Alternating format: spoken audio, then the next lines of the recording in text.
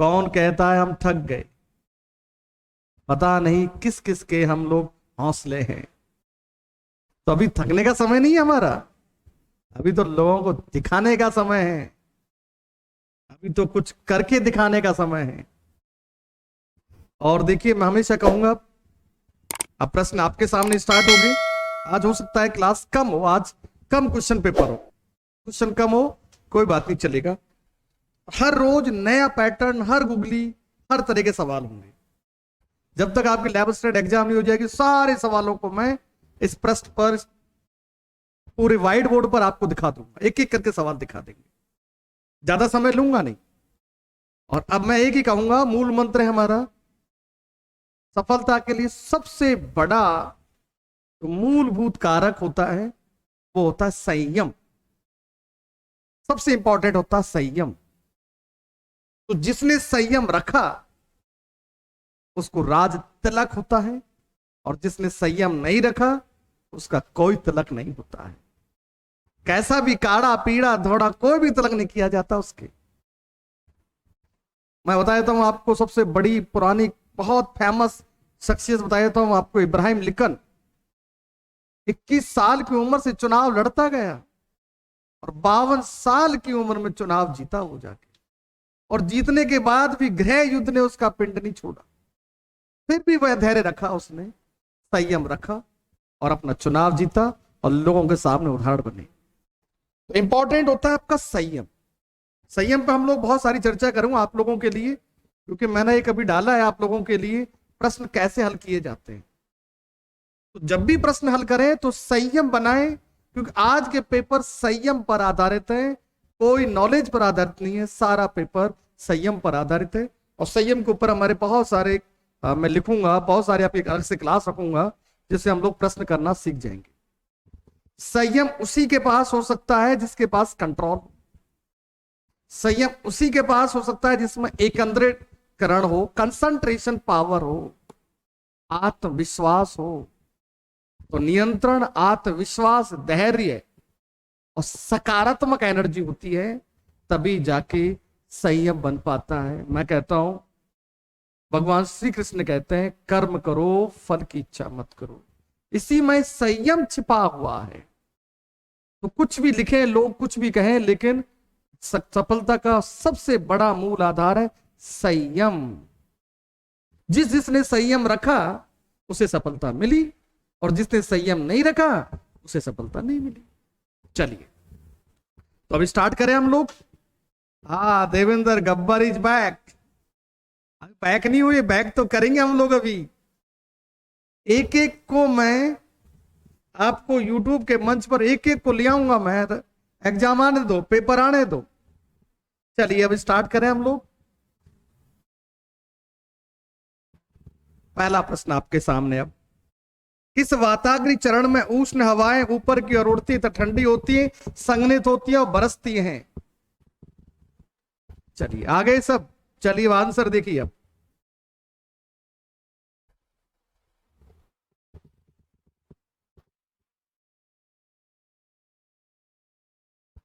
कैसे हल करें मंजू बताऊंगा मैं आपको, पेपर कैसे हल करें बताऊंगा मैं आपको आराम से।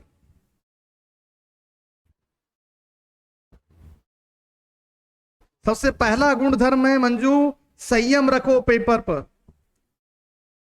आज का मूल मंत्र है संयम। आपको एक नहीं कई कहानी सुना दूंगा आपको।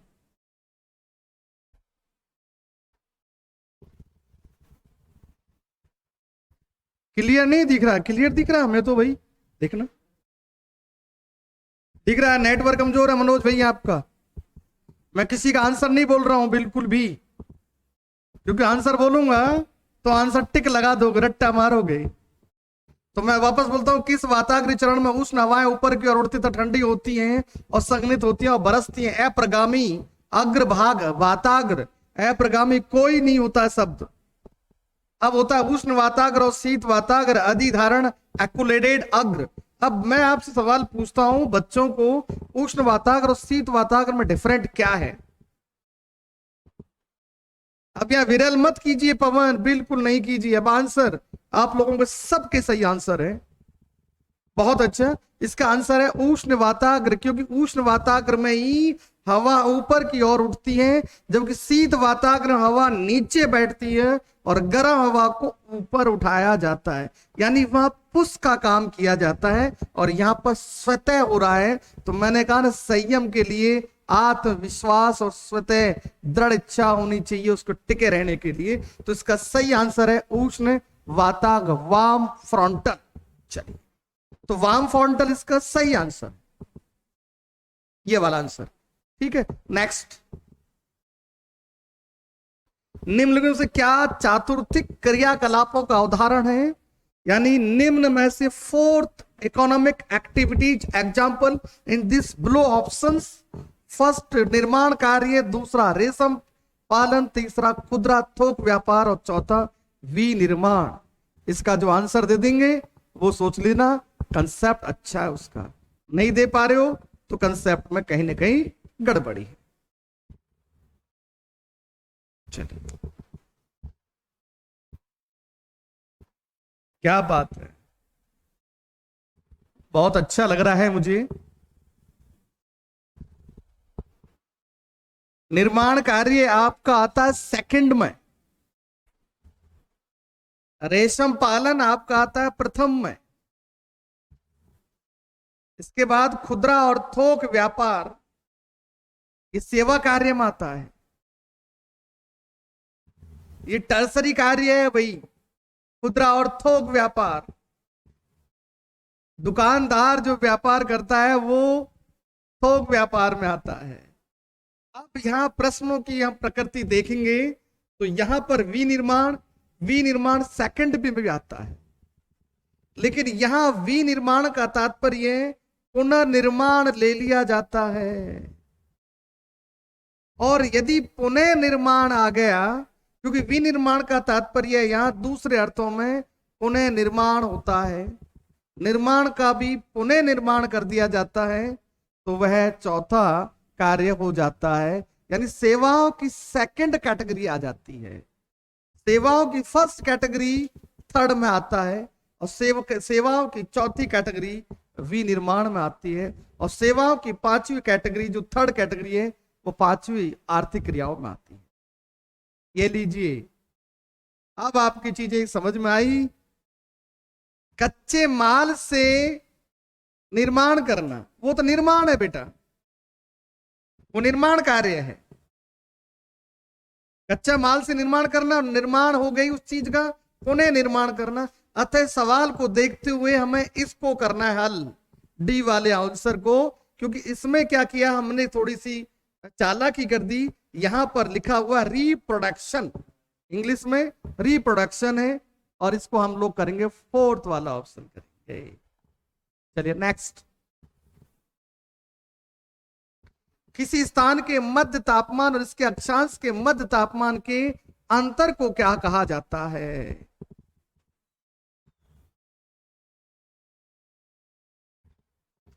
किसी स्थान के मध्य तापमान और उसके अक्षांश के मध्य तापमान के अंतर को कहा जाता है ताप असंगति, ताप व्युत्क्रम, ताप प्रवणता, ताप वृद्धि। ये सवाल कंसेप्ट से लिया हुआ सवाल है, बहुत बढ़िया। चलते चलिए आप लोग, और आज मूल्यांकन कर लेना अपना कि आपका स्कोर कहां जा रहा है। बिल्कुल आप मूल्यांकन कर लो अपना, कहां स्कोर जा रहा है।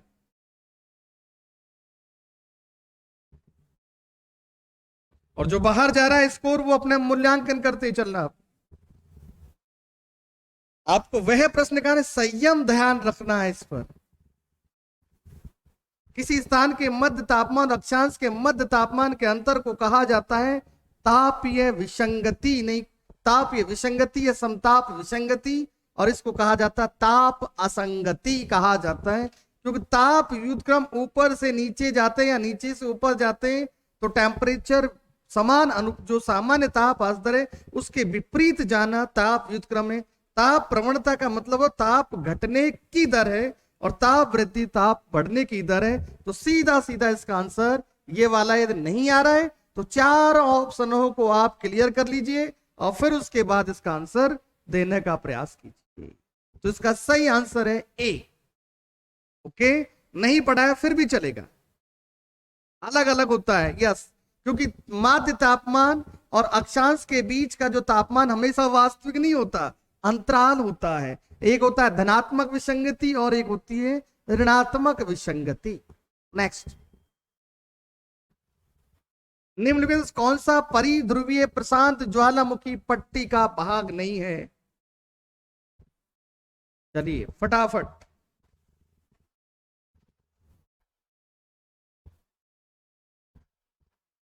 निम्न में कौन सा परिध्रुवीय है?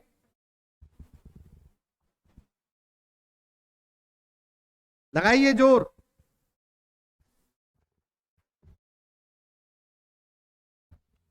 नकल का प्रयास मत करना। निम्न में कौन सा परिध्रुवीय प्रशांत ज्वालामुखी पट्टी का भाग नहीं है? आज एक ही मंत्र यातना, संयम। और संयम है तो कंसंट्रेशन है, संकेंद्रण है, और संकेंद्रण है तो आत्मविश्वास है और सकारात्मक एनर्जी है। जिस दिन आपके पास नेगेटिव एनर्जी आ जाए तो समझ लेना आपके पास संयम नहीं है। पेपर को किसी प्रकार से उतावलेपन में नहीं करना है, क्योंकि जिंदगी में एक बार मौका देता ऊपर वाला, बार बार नहीं देगा। चलिए मैं आपके आंसर देख रहा हूं, बहुत बढ़िया, शाबाश। कुछ लोग भटक रहे हैं अभी रास्ते से।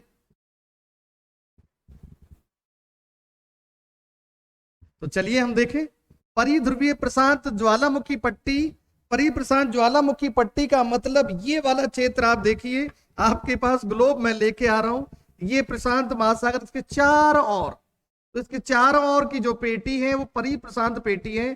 तो यहां पर आ गया एल्यूशियन आ गया, दूसरा मिडनाओ, यहां पर मिडनाओ गर्त आ गया, पूरी पेटी है। मिडनाओ गर्त आ गया, सखालिन द्वीप आ गया, तो सखालिन द्वीप, अलास्का वाली द्वीप, ये पूरी ध्रुवीय पेटी है। इसके बाद ये आप अजोर्स द्वीप समूह है। अब अजोर्स द्वीप समूह जाने के लिए हमें कहा जाना पड़ेगा? अटलांटिक महासागर में जाना पड़ेगा। तो अजोर्स द्वीप अटलांटिक महासागर में है। तो अब बताओ ये प्रशांत महासागर में हुआ कहां से? तो इसका सही आंसर हो गया हमारे पास अजोर्स द्वीप समूह। इसका सही आंसर अजोर्स द्वीप समूह है। ठीक है, चलिए अब अगला सवाल देखें, क्वेश्चन नंबर 5। निम्नलिखित में से किस क्रिया की वजह से वलन पैदा होते हैं? सिंपल सवाल। अजोर्स, बहुत बढ़िया।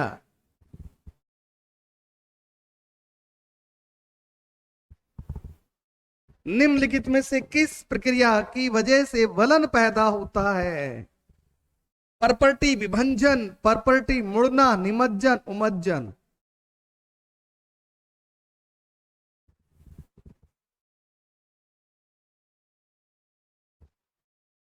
जब तक हमें 4 ऑप्शन नहीं आ रहे तो आपके आंसर सही नहीं होंगे।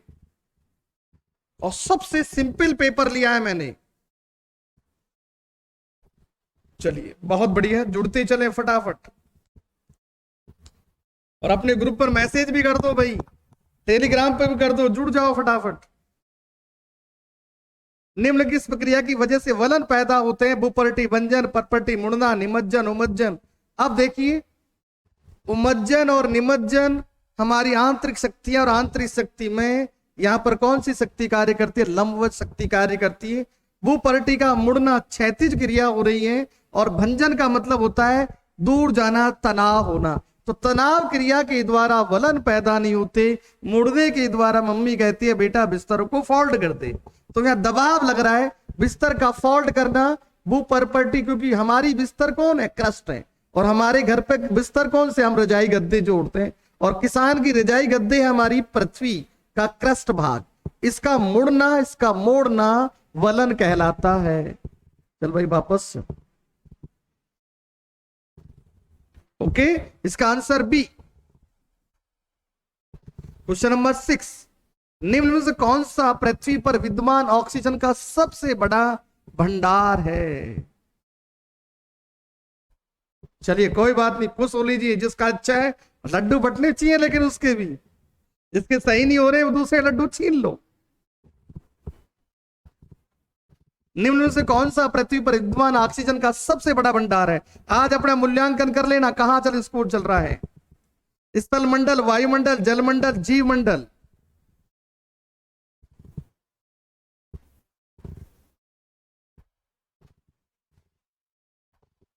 निम्न में से कौन सा पृथ्वी पर विद्यमान ऑक्सीजन का सबसे बड़ा भंडार है? Largest reserves of oxygen on the earth. Lithosphere, atmosphere, hydrosphere, biosphere. देख लीजिए आप लोग। मैंने कहा इतना सिंपल सवाल है, हमें दिमाग लगाना पड़ेगा, संयम रखना पड़ेगा। अब देखिए मैं आपको लेके चलता हूं, स्थल मंडल पर आता है केवल कॉन्टिनेंटल क्रस्ट। स्थल मंडल में उसकी मोटाई काम शामिल होती है, 200 किलोमीटर तक का भाग आता है।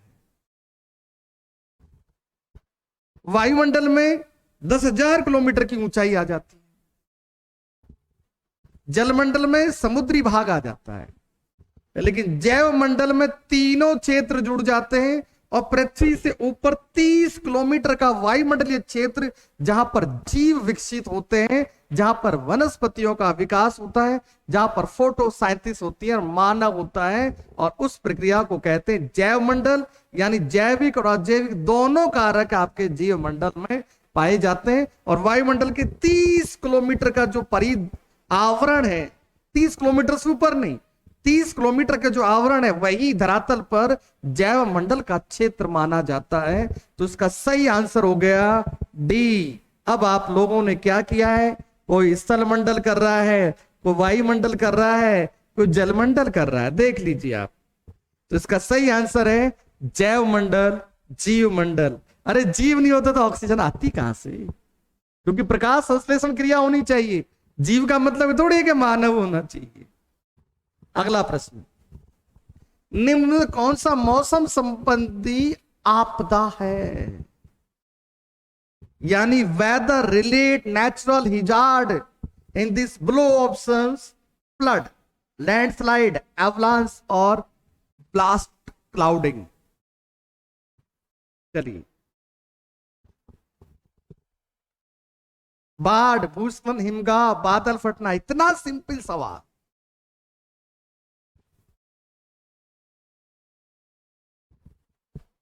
और देखिए ये प्रश्न ही आपको आगे लेके जाएंगे लोगों से। जरूरी नहीं है सारे सवाल आपको मिले, लेकिन ये आपको कॉन्फिडेंस बनाएंगे, आपको प्रश्न करने की कला सिखाएंगे। हम आज तक अपने ऑप्शन नहीं बोलते हम, क्योंकि जैसे ही ऑप्शन बोलते हैं, आपके आंसर बोलते हैं ABCD, तो लोग कॉपी कर लेते हैं। नहीं, एग्जाम में कौन बोलेगा? वहां पर A है, B है, C है। आपको प्रश्न भी एक बार बोलता हूं, 2 बार नहीं, क्योंकि बार बार थोड़ा बोलेगा एग्जामिनर। क्योंकि यहां मेरी भाव भंगिमा से आप अपने आंसर दे जाते हैं, और जबकि वहां एग्जामिनर एब्सेंट रहता है, वहां कोई भाव भंगी नहीं होती वहां। अब देखिए, हिमगाह, भूस्खलन, ये वाली जो क्रिया है ये मौसम से जुड़ी हुई नहीं है, ये पृथ्वी की आंतरिक शक्तियों से जुड़ा हुआ पार्ट है। अब बच्चे हमारे पास 2, बाढ़ और बादल का फटना। बाढ़ हमेशा बहते हुए जल का कार्य है, तो ये भी अर्थ से रिलेट हो गया, आंतरिक शक्तियों से, यानी बाह्य शक्तियों से जुड़ा हुआ कार्य हो गया। अब लेकिन बादल जो फटना है ये मौसम की घटना है। बादल बनना मौसम के घटक हम लोग पढ़ते हैं बार बार। मैं कहता हूं भैया वायुमंडल के 6 घटक हैं और मौसम के 6 घटक हैं, और उनमें से बादल है, और बादल का फटना इसका आंसर है डी। अब आप देखिए कितना सिंपल फैक्टर था, इसको घुमाने के चक्कर में गलत कर बैठे। तो इसका आंसर डी। कितना सिंपल सवाल है। चलिए, okay Neha, next question number 8। हेलोक्लाइन निम्न में से किसमें एक महत्वपूर्ण परिवर्तन को इंगित करता है? Halocline change importance in this features: density, लवणता, तापमान और अविलता।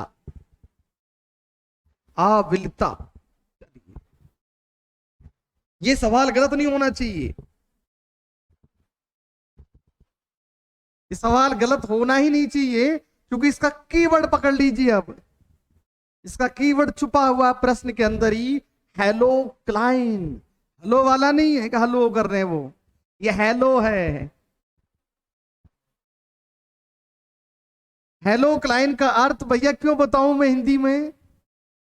नहीं नहीं, हिंदी में कोई नहीं लिखेगा भाई, इंग्लिश में हिंदी में कोई नहीं लिखेगा, क्योंकि वहां उसको जोड़ देने दो, उसको बैसाखी के सारे आगे मत बढ़ाओ। हेलो क्लाइन होती है लवणता का अंतर, और पाइनोक्लाइन होती है घनत्व, और टेम्परेचर का थर्मोक्लाइन होता है तापमान। तो हेलो आराम से पढ़ लीजिए, हेलो लवणता होती है, तो लवणता को दिखाने के लिए हेलो क्लाइन का प्रयोग करते हैं, यानी इंग्लिश को हिंदी में लिख दिया है, बस इतना सा फर्क किया है हमने यहां पर। नेक्स्ट, अगला सवाल, तो इसका सही आंसर हो गया बी। ओ पीछे चले जाता है।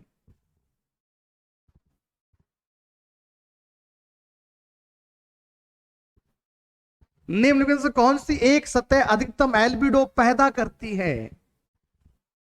सबल हिमाच्छादन, मेघ आच्छादन, वन आच्छादन, मरुस्थल आच्छादन।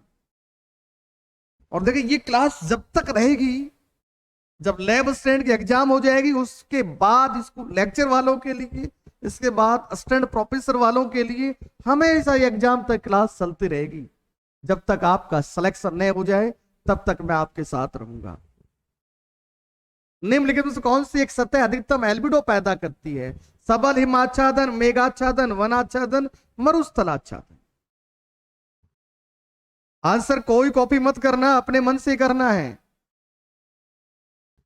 अब देखिए सबसे ज्यादा जो एल्बिडो है, एल्बिडो का मतलब होता है हिंदी में श्वेत धवल, और एल्बिडो का अर्थ होता है सामान्य अर्थों में आपतित विकिरण का परावर्तन की मात्रा का जो अनुपात है वो एल्बिड है। तो आपको क्या करना है, परावर्तन किससे ज्यादा हो रहा है? तो देखिए मरुस्थल का जो परावर्तन है वो वनाच्छादन से ज्यादा है, वनाच्छादन का परावर्तन कम है, मरुस्थल का पराच्छादन ज्यादा है। मरुस्थल का होता है 15 से 25 के आसपास, वन का जो होता है परावर्तन 5 से 10 के आसपास, और मेघाच्छादन का होता है 80-90 के आसपास। अब लेकिन यहां पर बादल है, सॉरी, इसका होता है 60-70 के आसपास, और जो ग्लेशियर जो होता है, हिम होता है, उसका परावर्तन 90 के आसपास होता है। और यहां पर पूछा सबल है, तो सबल का सबसे ज्यादा एल्बिडो होगा। मेघाच्छादन का एल्बिडो ज्यादा होता है, लेकिन यहां पर सबल आ गया, बर्फ का एल्बिडो हमेशा ज्यादा होगा। नेक्स्ट, तो इसका सही आंसर बी। बहुत बढ़िया गरिमा। नेक्स्ट, निम्नलिखित में से कौन सी भारतीय राज्यों की तट रेखा की लगभग लंबाई 1000 किलोमीटर में है?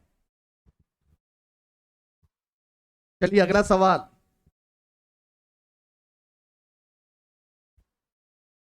नाइन्थ का मैंने आंसर दे दिया है वहां, सबल मेघाच्छादन, सबल मेघाच्छादन है। अब वो पीछे चले गया भाई, अपने पास दोबारा है, देख लो, ये वाला ए। चल भाई दोबारा 10वां देख लीजिए।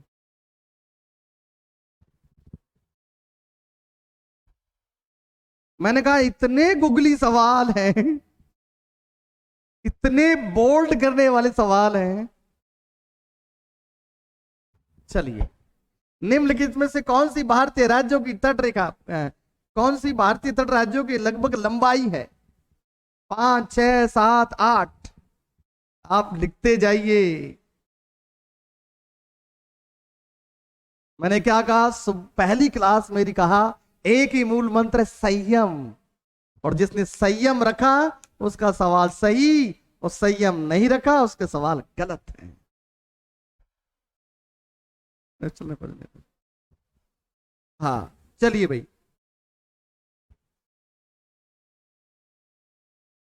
क्या बात है, आप लिखते जाओ। अब आप आंसर देख लीजिए।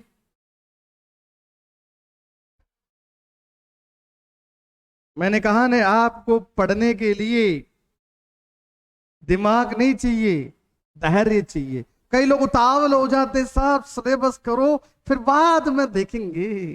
अरे बाद में काहे देखना, बाद में आप पेपर हल करते हैं ना, जब भी यही करते हो कि पेपर फटाफट करके और जल्दी जाके माँ के हाथ की रोटी खाएंगे और सो जाएंगे घर जाके। भैया जिंदगी भर सोना फिर। यहां पर लिखा हुआ निम्नलिखित में से भारतीय राज्यों की तटरेखा है। भारत की तटरेखा नहीं लिखी है हमने। लक्षद्वीप भारत का राज्य नहीं है। अंडमान निकोबार भारत का राज्य नहीं है। अब भारत की तटरेखा 6100 है, तो लगभग कितनी हो गई? 6000 किलोमीटर। ये वाला आंसर। अब आप देखो, कोई 7 दे रहा है, कोई 8 दे रहा है। B answer. ये लीजिए, यही तो देखना है हमें, करना क्या है। अब देख लीजिए क्या हालत है आप लोगों की। आप पढ़ ले, उसके बाद देख लेंगे कहीं होगो जी। अरे भाई कहीं देख लो, अभी देख लो, देखे। Next question number 10 complete. Question number 11। मैंने कहा सबसे सिंपल सवाल लेके आया हूं मैं। नहीं, मेरे सवाल इतने सिंपल होते ही नहीं है। निम्नलिखित में से कौन सा स्थान प्रमुख औद्योगिक केंद्र का नहीं है? मोस्ट इंपॉर्टेंट, या कह सकते हैं man industrial region in this below options: Coimbatore, Kolkata, Madurai, Mumbai. अब मूल्यांकन करना अपना। इस पेपर के देने के बाद हमारी क्या हालत है। और मैं चाहता हूं जिस दिन हमारे एग्जाम हो उस दिन हम लोग 100% एक्यूरेसी आ जाए। पिछले हम लोग 35 डे हमने लगातार क्लास लाई थी, तब स्कोर आ गया था 99 के आसपास, एक्यूरेसी आ गई थी।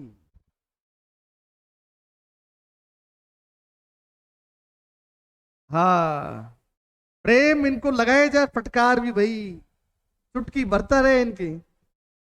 देखिए, कोयम्बटूर तमिलनाडु कर्नाटक का प्रमुख केंद्र है। कोलकाता अपने आप में एक प्रमुख औद्योगिक प्रदेश है।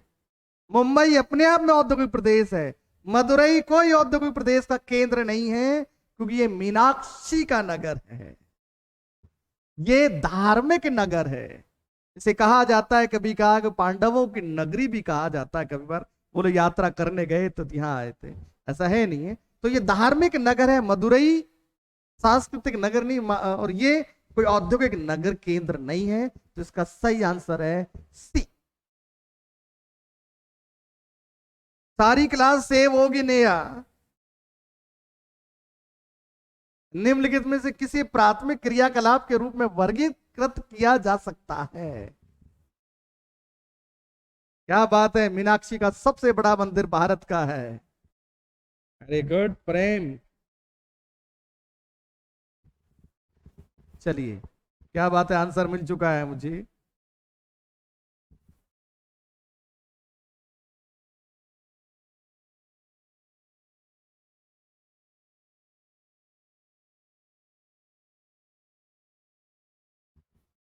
जवाब भी वही दे पाएगा जिसका दिमाग शांत है, और लग जभी काम करेगा जब पानी ठंडा है। दिमाग कूल है, और कूल दिमाग है तो महेंद्र सिंह धोनी, और महेंद्र सिंह धोनी है तो विश्व विजेता बनोगे आप। देख लीजिए आप कहां गाड़ी जा रही है आपकी।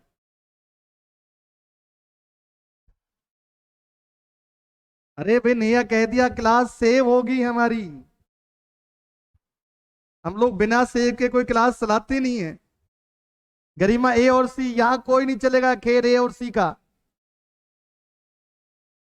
अब बताइए, प्राथमिक क्रियाकलाप का मतलब होता है वे आर्थिक कार्य जो केवल पर्यावरण, जल और थल, यानी पर्यावरण से जुड़े हुए, जर जोरू जो भी है उससे जुड़े हुए जो होते हैं, उन्हें हम कहते हैं प्राइमरी कार्य। तो भैया शिक्षण कोई प्राइमरी नहीं है। हस्तशिल्प तो उद्योग है। हस्त यानी हाथ से निर्माण करना दोबारा, और कार विनिर्माण, कार का निर्माण करना। और इसका सही है कोयला खनन, माइनिंग जो होती है वो प्राइमरी कार्यों में शामिल की जाती है, फर्स्ट होता है। चलिए, क्या बात है, आपका सही हो गया। तो बटने दे लड्डू भैया पवन। Next question number 13। वर्ष 2011 में निम्नलिखित संघ राज्य क्षेत्रों में सर्वाधिक शहरीकृत राज्य कौन सा था?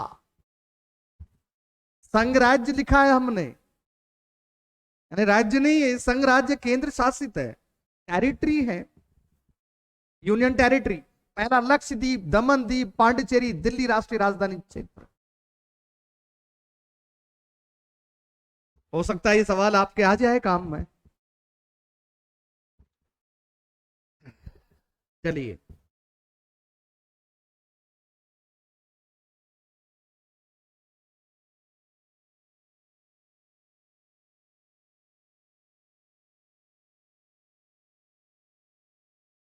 बिना देखे आपको आंसर के जवाब देते जाना है।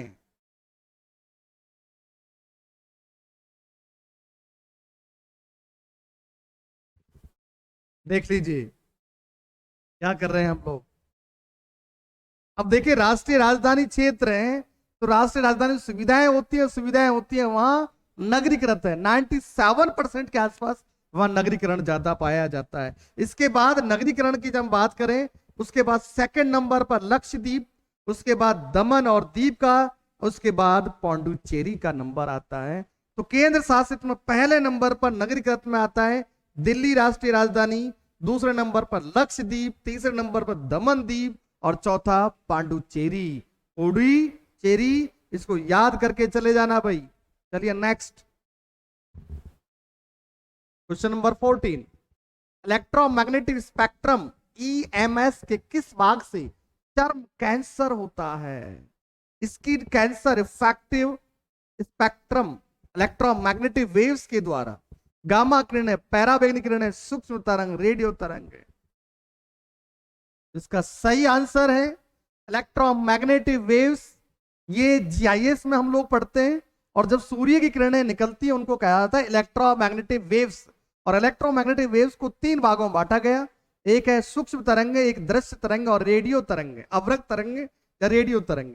तो गामा किरणों से होता नहीं है, पैराबैंगनी किरणें, सूक्ष्म तरंग, रेडियो तरंग। तो रेडियो तरंग सबसे बाहर है, तीनों तरंग एक ही में आती हैं। और जिसमें पैराबैंगनी किरणों से हमारे यहां पर स्किन कैंसर हो जाता है, अल्ट्रा वायलेट किरणें, ये सबसे ज्यादा खतरनाक है।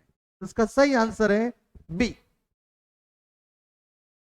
Question number 15। विवर्तनिक बल के कारण निम्नलिखित में से किस लक्षण का निर्माण होता है? Plate, tectonic result, topography, hanging valley, you आकार वैली घाटी, अंत घाटी, ripped valley, blind valley, U shape valley और हैंगिंग वैली।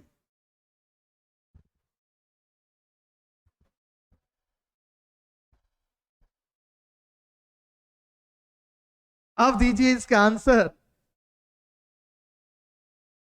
मैंने कहा बहुत सिंपल सवाल है, आज कोई बड़े सवाल नहीं है।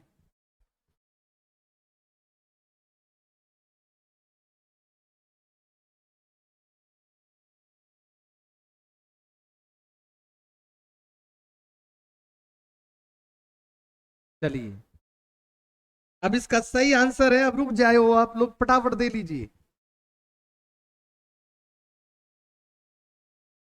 चलिए मैं देख रहा हूं क्या बात है, केवल एक दो स्टूडेंट है जो इससे बाहर गए हैं, बाकी सबका आंसर सही है। क्या बात है। देखिए, हैंगिंग वैली नदी में और हिमनद में, मुख्यतः हिमनद में बनती है। यू आकार की घाटी हिमनद में बनती है। अंत घाटी कास्ट ऑपोजिट है। और बचा अब रिप्ट घाटी, जो कि प्लेट टेक्टोनिक क्रिया के कारण क्या हुआ था, वहां तनाव लगा, तनाव लगने के बीच वाला भाग बैठ गया और बन गया रिप्ट घाटी। तो इसका सही आंसर है डी। Right answer D. चलिए, क्या बात अनीता, बहुत बढ़िया। Question number 16। निम्नलिखित में से क्या समुद्र तल में वैश्विक परिवर्तन लाने के लिए उत्तरदायी है? इसको तो मैं करना नहीं चाह रहा था, लेकिन सवाल आ ही गया तो कोई बात नहीं।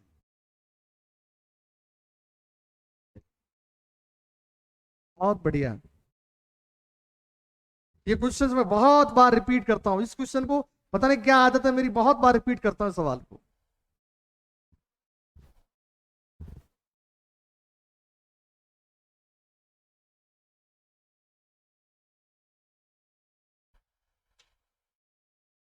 बहुत बढ़िया।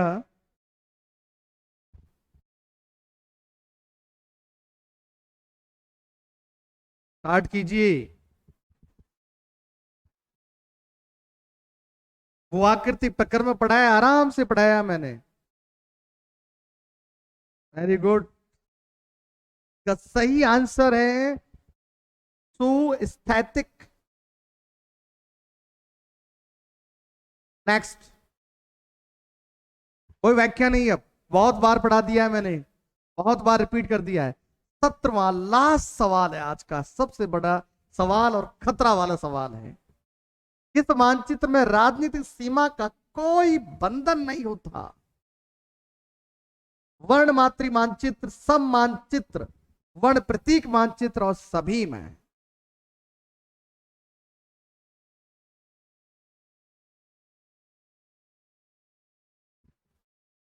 इस मानचित्र में राजनीतिक सीमा का कोई बंधन नहीं होता।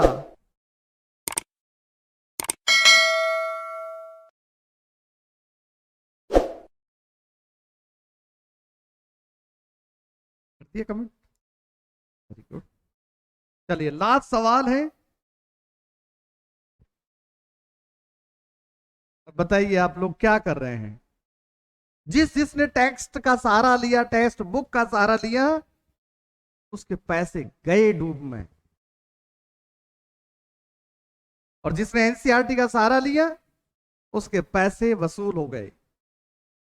इसका सही आंसर है सम्मान चित्र। इसमें राजनीतिक सीमा का कोई बंधन नहीं होता, बाकी तीनों दोनों में राजनीतिक सीमा का बंधन होता है। इसका सही आंसर बी, आइसो प्लेथ मैप। ये लीजिए भाई, अब आपका ये सवाल कंप्लीट होते हैं। आज हम लोग 17 क्लासों पर ही हम लोग खत्म करेंगे। इसके बाद 17 के बाद क्वेश्चन की श्रृंखला और बढ़ाएंगे। क्वेश्चन का लेवल धीरे धीरे धीरे धीरे बढ़ाता जाएगा, आपका धैर्य का परीक्षण लिया जाएगा। ठीक है, फिर मिलेंगे कल हम लोग इसी समय 8 बजे या 8:15 बजे हम लोग तैयार रहें। ओके, नमस्कार।